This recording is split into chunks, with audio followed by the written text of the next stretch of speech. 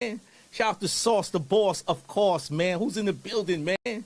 Shout out to Sauce the Boss, of course, man. Who's in the building, man? Shout out to Sauce the Boss, of course, man. Who's in the building, man?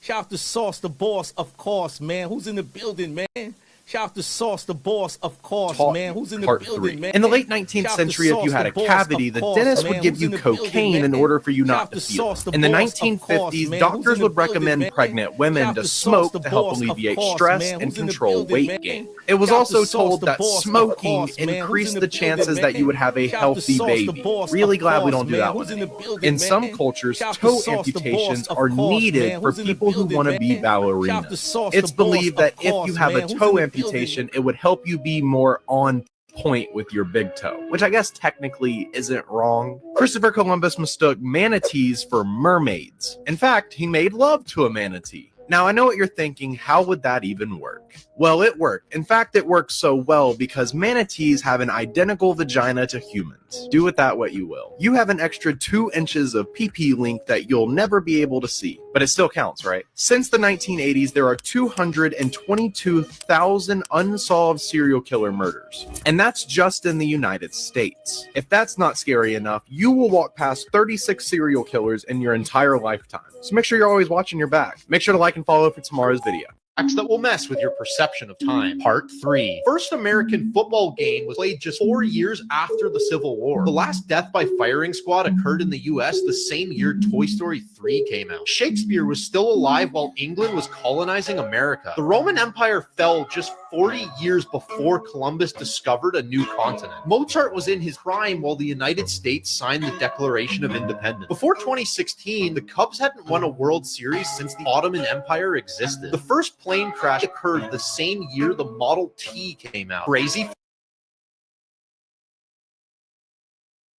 Now, Australia is the drunkest country in the entire world, a new study finds. So the global study heard from over 32,000 people from 22 countries. It revealed that Australians on average got drunk 27 times throughout the year, and the global average, bear in mind, is 15. The average Australian got drunk, not tipsy, more than once every 2 weeks, and that's just the average. Australians also tripled the global average on seeking emergency care for their drinking. And in case you were wondering, the top 5 drunkest countries in the world are UK in 5th place, USA in 4th, Finland in 3rd, Denmark in 2nd, and good old Australia in 1st.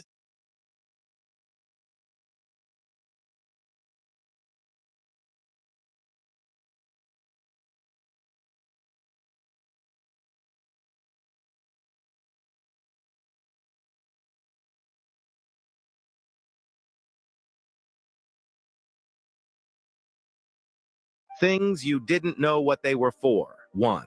The purpose of those little buttons on jeans is called rivets, and they are placed in areas of high wear to prevent the jeans from tearing. 2. The small pocket on jeans was originally designed to hold a pocket watch. It's a 19th century design. 3. The first mark at the bottom of the glass represents approximately 1 shot. The second line is for wine, and the third line is for beer. 4. The shape of beer bottles was designed to encourage people to hold them by the neck, preventing the beer from warming up before finishing it. Terrifying Games You Don't Want to Play, Part 32. You and I. The rules for playing this game are simple, and the rewards for winning can be great, but be warned, if you lose, the penalty will be worse than death. To play the game, you'll need to awaken your mirror twin. All you'll need to do this is a deck of playing cards, a match or fire starter, and a full-size mirror. Once you have acquired these items, you'll need to set up the mirror in a quiet room and wait until midnight. Once the clock strikes 12, you'll need to remove the Joker cards from the deck and burn them in front of the mirror while saying the words, "I know you're there, come out and play." This will awaken your twin, allowing the game to begin. To begin the game, you'll need to deal yourself 10 random playing cards face down. Before you reveal the cards, you'll need to say out loud whether you think there will be more numbered cards or face cards in the hand.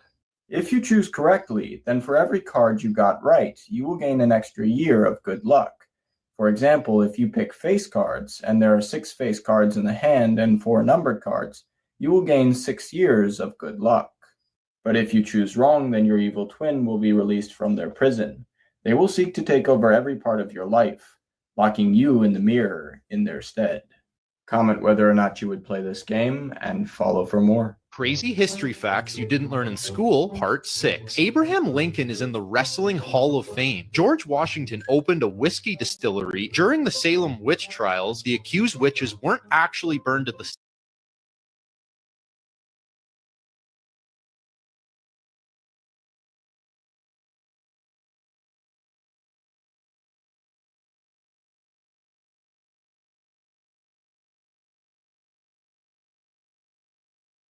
facts that will mess with your perception of time. Part 3. First American football game was played just 4 years after the Civil War. The last death by firing squad occurred in the US the same year Toy Story 3 came out. Shakespeare was still alive while England was colonizing America. The Roman Empire fell just 40 years before Columbus discovered a new continent. Mozart was in his prime while the United States signed the Declaration of Independence. Before 2016, the Cubs hadn't won a World Series since the Ottoman Empire existed. The first plane crash occurred the same year the Model T came out. Crazy. Not sure what this weird-looking fish is, but this is why I won't swim in canal. That, my friend, is a sheep's head. Now, you might be wondering why this fish looks like it should still be pissed about the Euro Cup. It's because they use those teeth to grind up shellfish, mussels, and clams, and in some places you can hear them munching away. You can find them in Cape Cod in Massachusetts, through Florida, the Gulf of Mexico, all the way down to Brazil. Also, they have a bad habit of stealing bait from fishermen. Luckily, they're not super aggressive, and they don't normally bite people unless you literally ask for it. But with a mouthpiece like that, they don't need to touch you to do damage to your mental. Also, the saltwater sheephead is apparently sweet tasting when cooked, but I wouldn't know because I do not have the strength to try one.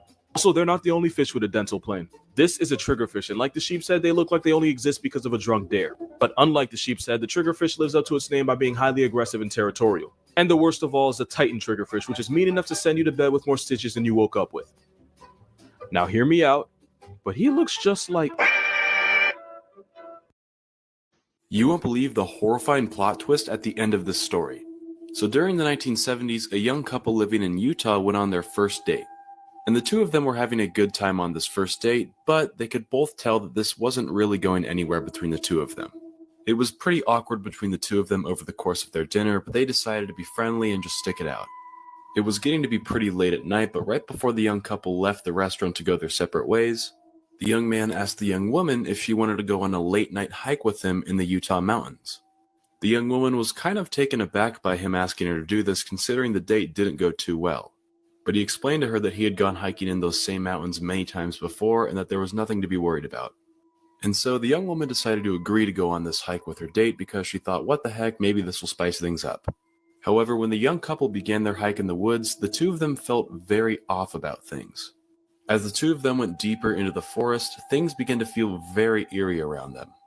Both of their heartbeats began to rapidly speed up, and the two of them kind of both thought to themselves that maybe they should turn back around. But since it was their first date, neither of them wanted to be the one to speak up and say, hey, I think we should go back, so they kept on walking forward. At this point, it was basically completely black in the forest. And then suddenly, the two of them heard some movement coming from some nearby bushes. And it was right at this point when the man stepped on something soft and squishy that was very different from the rest of the trail. And it was right at this point where the two of them just felt like they should get out of there, so they both left. Ironically, this scary experience in the woods led the young couple to become closer, and eventually, a few years later, they got married.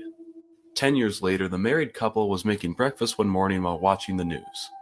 And on the news this particular morning, they were interviewing a serial killer a couple days before he was sentenced to be put to death.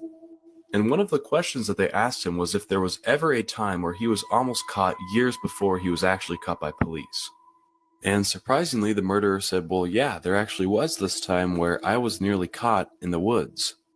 He went on to say that about 10 years ago, he was in the mountains of Utah trying to dispose one of his victims in the woods when all of a sudden a young couple literally walked right into the crime scene.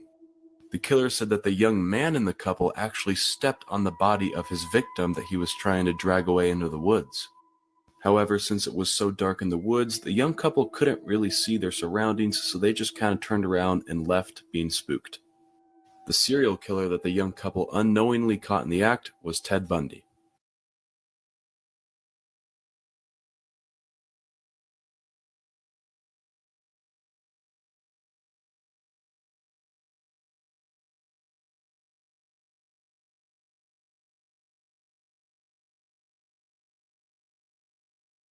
This is the most disturbing Japanese serial killer that you've never learned about. This is Tosomo Mayuzaki, and this is his real hand.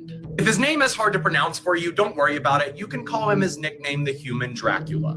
Now, the reason you might not have heard about this case is because the details of this case are so disturbing that Japanese media tried to hide this. From 1988 to 1989, he was convicted of abducting, murdering, and mutilating young girls from the ages of 4 to 7. The way he would do this is he would drive to a local park or maybe even a playground, and he would have a friendly conversation with these young girls so that way they'd be able to trust him. The second they were able to trust him, he would then lure them into his car by saying, "Hey, I'll give you a ride somewhere." Once the child would get in his car, he would then strangle them and then mutilate their bodies. As if this isn't the worst part, he would collect their hands as trophies, he would grind up their bones into a powder, put it inside of a package, and mail it to the victims' families. The reason he did this is he enjoyed taunting the victims' families by basically saying, "You're never gonna catch me." He would also drink their blood and even eat the hands. But boy, was he wrong, because in 1989, he was literally caught in the act of trying to pick up a little girl. He was arrested and put on trial, and he never took accountability for what he did. He had no remorse, and he kept blaming it for his alter ego. He was eventually executed in 2008, and this is why your parents tell you to never trust strangers. There are so many disturbing cases in Japan, but Japan doesn't like people to know about them because they try and keep everything really discreet. They basically don't want the public to freak out about all of these cases, but if you want to know the real deal secrets behind Japan, make sure to hit the like and follow button, and I'll explain them some in the next video. Lost inventions that could have changed the world, part 4. In the late 1990s, inventor Jan Sloat created the Sloat digital coding system. He claimed it could compress an entire multi-gigabyte movie down to a file size of 8 kilobytes. This would have revolutionized the way we store and share data. Slout demonstrated this to executives from Philips by playing 16 movies simultaneously from a single 64 kilobyte chip. And the Philips execs told Slout that he was about to be, quote, the richest man on earth. However, 2 days before the source code was going to be handed over, Slout mysteriously died in his garden of a heart attack on September 11th, 1999, and his decoding software was never recovered. The catacombs in Paris don't scare me, but you know what does? The Palermo catacombs. Now, the Paris catacombs are filled with bones, but the Palermo catacombs has 1,200 full mummified bodies. Also, I'm showing you these photos for educational purposes, but like if you're squeamish, beware. And this is one of them. Like, she literally looks like a sleeping girl. But she's so old. Her name is Rosalia. She's one of the last bodies that was put in the catacombs, and she passed away in 1920 due to the Spanish flu. And look how good of a condition she's in. But this is what I'm talking about. Like, the bodies lining the wall are creepy. And she never really decomposed. Like, she's 60 years old in this, but she literally looks like she's like a sleeping child. I can't show you his face, but a lot of these faces are decomposing, and then a lot of them are really, really lifelike, which is what I find so creepy. If you want, just Google this and pictures will come up and you'll get to see the faces. I just can't post them. In 2009, she started getting a little discolored, so they put her in a glass case to preserve her better. And people noticed her eyes opening and closing in the glass case. But people said when her eyes would open, they could see how crystal blue her eyes were. But then when her eyes were closed, you couldn't see this. But this happened because her eyes like weren't actually fully closed. So the light would sometimes play tricks. But this is like a thing that happens with the bodies in the catacombs here. Would you visit the Palermo catacombs? Let me know. And follow my TikTok, Instagram, and YouTube for more. It really helps when you interact. Have you heard about the supernatural presence some hikers have seen? Apparently, multiple hikers who have been in the same extreme survival situations reported seeing the same ghostly presence. It's known as the third man syndrome, and it's when a supernatural presence appears to give comfort and encouragement to someone. I did a whole episode on it on the podcast, but this is one of the stories that really stood out to me. So in 1983, James Sevigny and his friend Richard were hiking in the Canadian Rockies. They were up part of a mountain when all of a sudden James hears this thunderous roar coming from up the mountain. And as he looks up, there's just thousands of tons of snow pummeling straight towards him. James and Richard get hit hard, and when James wakes up, he's in bad shape. His body had been tumbled around like socks in a dryer. He had all these broken bones and internal bleeding. And so he thinks this is it. He just lays down and accepts it. But 20 minutes later, he feels this person come up behind him, and he's under the snow, mind you. And this person says, "You can't give up. You have to live." And somehow James crawls out of the snow where he sees two cross-country skiers in the distance, and they come over and rescue him. Richard unfortunately didn't make it, but James lived. Some people attribute this to guardian angels, but what do you think?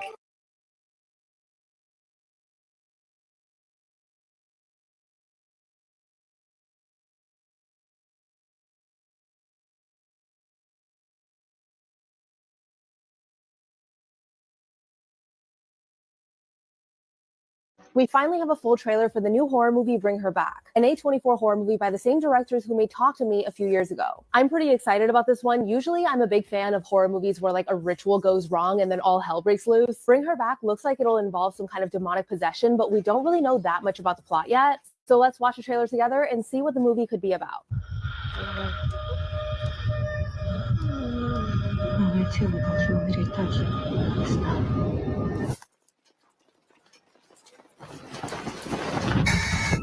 How did you cope with Kathy being gone? I didn't.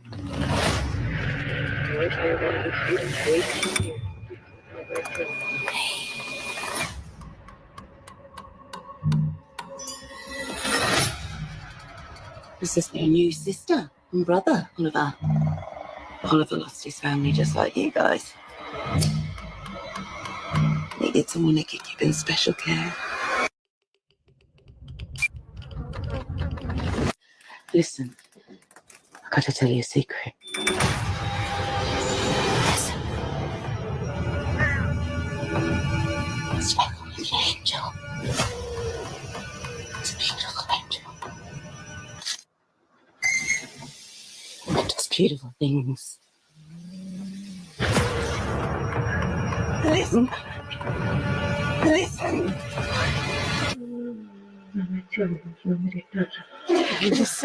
Listen. Some people believe the spirit stays in the body for months after death.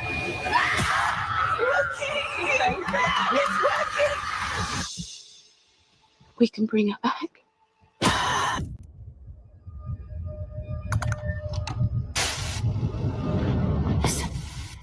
This is the most inbred family in America. These are the Whitakers, and they're from a town called Odd in West Virginia. It's really sad. They don't have contact with the outside world, so they'll bark and grunt in order to communicate. Here's how all of this happened. Henry and John are twins. Henry has a son named John, and John has a daughter named Gracie. Gracie and John are cousins. They then get married and have 15 kids. Also, Gracie's parents were cousins. Photographer named Mark Leda met the family in 2004, and here's what he had to say. We were in West Virginia just driving around looking for anybody interesting to photograph. And this windy road turns into like a gravel road, then turns into a dirt road. And there's shacks. Every once in a while you see a house. Like, somebody lives there? Very poor. There's a shack on the left. There's a trailer on the right. Small trailer. And there's about 10 or 12 people just walking around. And it's like everyone you look at, it's like their eyeballs are going this way. Mm-hmm. And not a single tooth among them. Not a single tooth in any of their heads. And they look at us and we look at them and they start yapping and screaming and barking. And some of them are just staring at us and drooling. He raised a lot of money to help them with these pictures and videos of the family. He's friends with them and he takes them shopping, and he and the police check up on them every once in a while to make sure they're doing okay. If you like my content, follow my TikTok, Instagram, and YouTube for more. It really helps when you interact.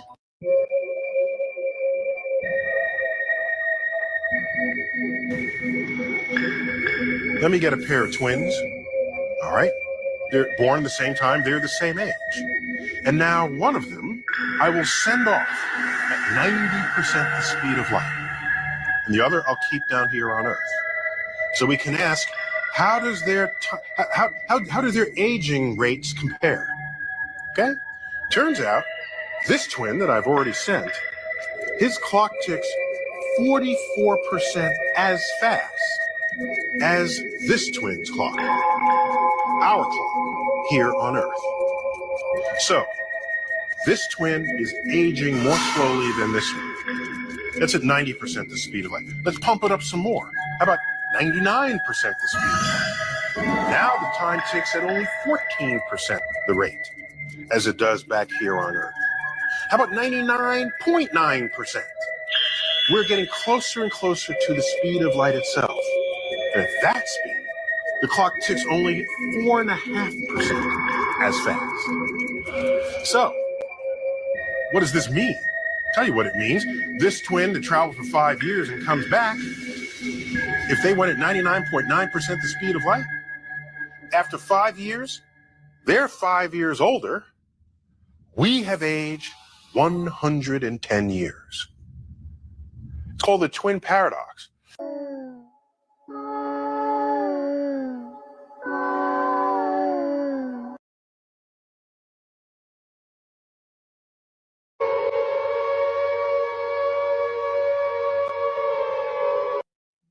If you want to keep that thing as a pet, be my guest. But first, there's some things you should know. Meet the fang-toothed moray eel. It's basically a fully carnivorous sea serpent with a mouthful of broken glass. Not to mention, they have a 900-pound bite force to go along with those daggers.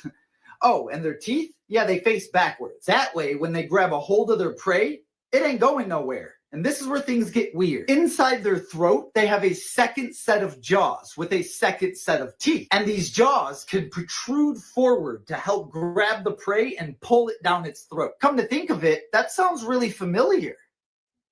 Anyways, what makes it even worse is they have absolutely no predators. And that's because they have this really thick slime substance inside their body. So if anything were to bite into them, they would just get a mouthful of slime, which will cause them to choke and retire from taking in oxygen. At this point, Mother Nature's just picking favorites. Moral of the story? I don't think that swimming doctor's office would make a very good friend. Maybe leave it there. And as always, follow for more facts. This is a true horrifying story, part 25. Warning. This is not a joke. The information that's going to be shared is dangerous and life-threatening. Do not, under any circumstance, commit the actions that will be narrated. This is the world's most dangerous book ever, Shams al-Ma'arif. This book was written by Ahmad al-Buni in the 17th century. But technically, the author of this book is not a human being. I never did and will never read this book. And this is your second warning. Do not read this book. Ahmad al-Buni practiced black magic, and he was in contact with the most powerful jinns and demons before he passed away. The jinns were the authors of this book. The elder generations, like our moms and dads, have heard about this book, and they were warned by it. There are thousands of horrifying stories of people who read this book. Shams al-Ma'arif explains everything about black magic, how to get in touch with the world of jinns, how to marry a jinn, and the sacrifices you have to do for the devil, and much more. Unfortunately, this book can be easily found online. One day, a Saudi Arabian man that read hundreds of books for a living decided to read this book specifically out of interest and love for all books, without fearing the consequences behind it. He reached the chapter that teaches readers how to get married to a female jinn. He laughed about it. He tried the ritual to experiment it. The first night after finishing the whole book and completing the marriage ritual, he felt someone breathing next to his face. And on the second night, he felt a hand touching his feet. And on the third night, he heard her voice. The man was officially locked in a marriage with a demon. 5 years go by. He met a normal, beautiful woman that he fell in love with, and they both decided to get married a week before the wedding day. The bride, the bride's parents, and the groom's parents all pass and die in 3 different car crashes. These are the consequences behind this book. And it's also known from many stories of people that have died from reading the first few pages. If you don't finish reading the book, you will get killed. All my stories, all of them, are true incidents that happened one time only. But this book is a product that is permanently available online. I beg you, do not go anywhere near Shams al-Ma'arif. This video is to educate you on the dangers behind this book. Do not go anywhere close to the world of jinns.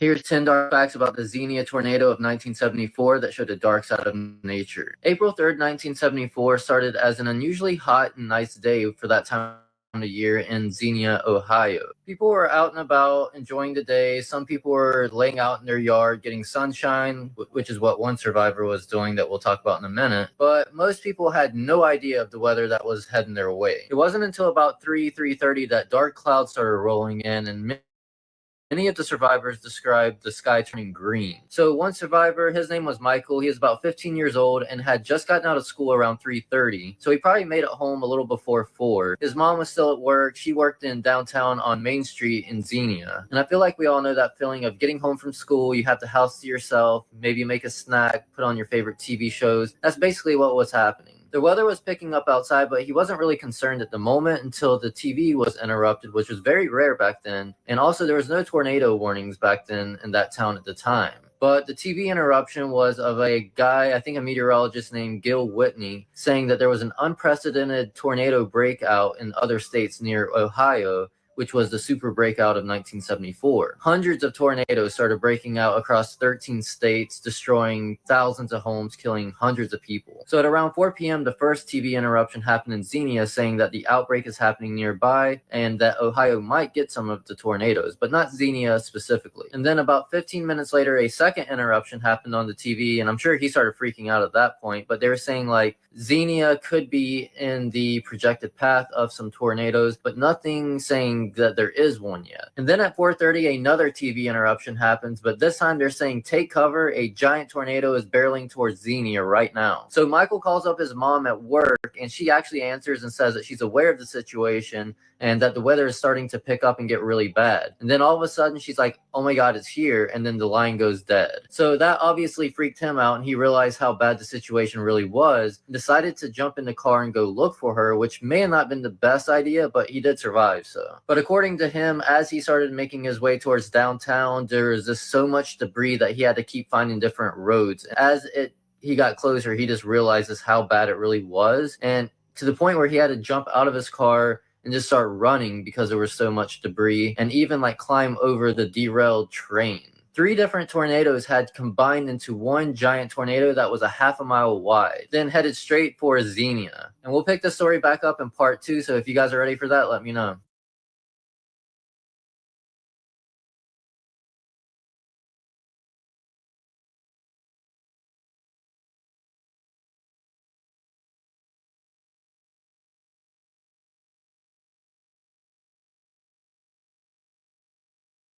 You know, at night when you have to turn the lights off in your house and you get to that last light and you switch it off and it's completely dark, and it feels like all of a sudden your house has now become the most haunted house in the world, and you have to make a run all the way back to your bedroom. There might be something to that. Now, when we are doing this, right, we put ourselves in a vulnerable position. And I think anything negative, any kind of spirit that is a negative entity knows this. This is the best time to scare us. And they're trying to see if they could scare us just a little bit to gain entry and to allow them permission to come into our lives. So this is a story I heard out of Rockford, Illinois. There was this girl, and she lived in this bigger house all alone. And it started to get late. She wanted to go to bed. So she starts going through her house, turning off all the lights. She gets to the last light, which is in the living room. And when she hits it off and it goes completely dark, she gets that feeling. Well, she walks through her living room, and as she walks past her kitchen, she turns and kind of glances in, and she sees a woman, like in a white gown, just standing in the kitchen. And she's like, "Who are you? What do you want?" And the woman just starts walking towards her. So she takes off running to her bedroom. She closes her door, locks it, and she calls the police. the police show up and she says, you know, come inside. Like, there's a woman in my house. I'm in my bedroom, locked in there. I don't want to come out. So they go through her house. They search it. They don't find anyone. And they said, ma'am, are you sure you didn't just see something? Like, you know, are you just tired? And maybe it was like a hallucination. And she goes, no, I'm for sure there was a woman in my kitchen.